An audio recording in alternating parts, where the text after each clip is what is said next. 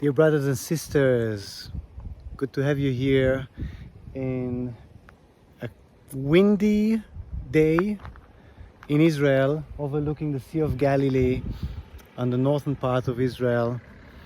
And it's a pleasure to be here. It's a pleasure to show you around. I want to show you that this amazing view that it's a bit maybe a bit difficult to see today. That magnificent view around here of the mountains and of the sea, and the significance of the sea in the history of Israel and history of Christianity and the seed of Christ. And just here where I'm standing, if I turn you guys around, look at that. That is an old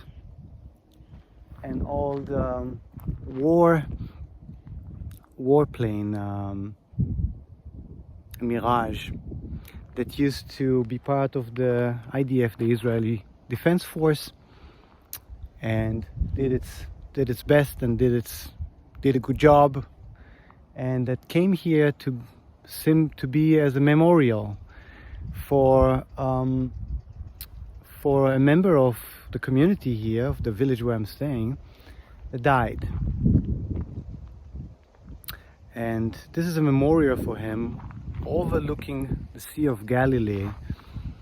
And this is a unique part of Israel, that grief upon the wars, the wars that Israel knew throughout the history, but of course especially in the last 75 years, where the Israeli as a state is newborn.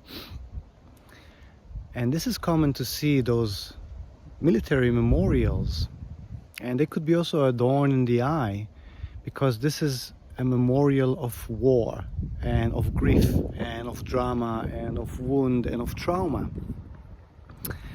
However, this brings me to the topic of today, which is recognition. So this plane here is a recognition of death and of war and of a loved one that fell in a war. And that recognition is something that Callie and me were talking about lately, and this is something that came several times in our relationship. To recognize the pain and the hurt that the partner has. So often as partners we want to share with our partner, why do we feel a certain way that we feel? Why are we hurting? Why are we upset, or why are we sad?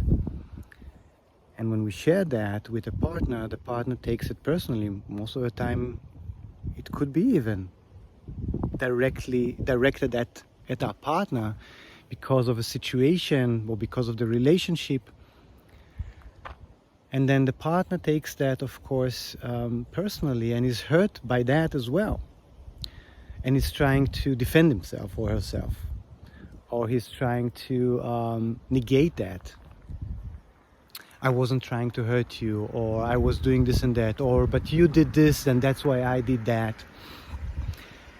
And even though all of this is legit, the idea of this video, the topic that I want to share with you today, is about, first of all, recognizing, not tapping into the shame-blame game. What I'm calling the shame-blame game is when we are putting our partner in a state of shame, or we are blaming our partner in anything. Trying to avoid that and just recognizing the pain that our partner has.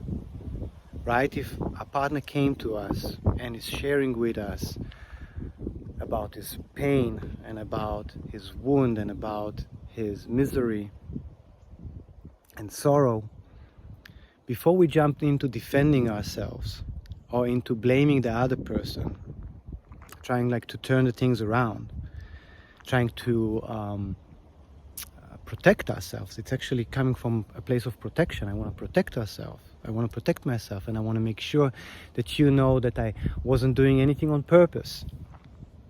Before we tap into that, it's important to just stop for a second and recognize the pain of our partner.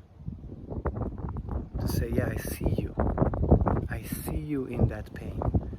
And the reason for it is not important. Right now, when the pain comes out, when the pain is expressed, the reason for it is not really important. If that reason makes sense, if it's right or if it's wrong, right? It's not important at that moment. At that moment, there's a person who's expressing pain. And in a relationship where you can stand truly beside your partner and be strong for your partner and hold that space for your partner and find love to your partner, even when there's a place of shame or of blame or of that pain is directed at you. Nevertheless, if you can step back for a second and look at your partner with loving eyes and remove yourself from that equation, and remove the part of yourself, the ego part of yourself that is being triggered in that moment, then there's that sweet spot and that very important spot in relationship where you can show recognition. You can see your partner, you can look at your partner and you can say, I see you in that pain. I'm sorry that you go through that. I see you in that. I recognize your pain. Your pain is valid.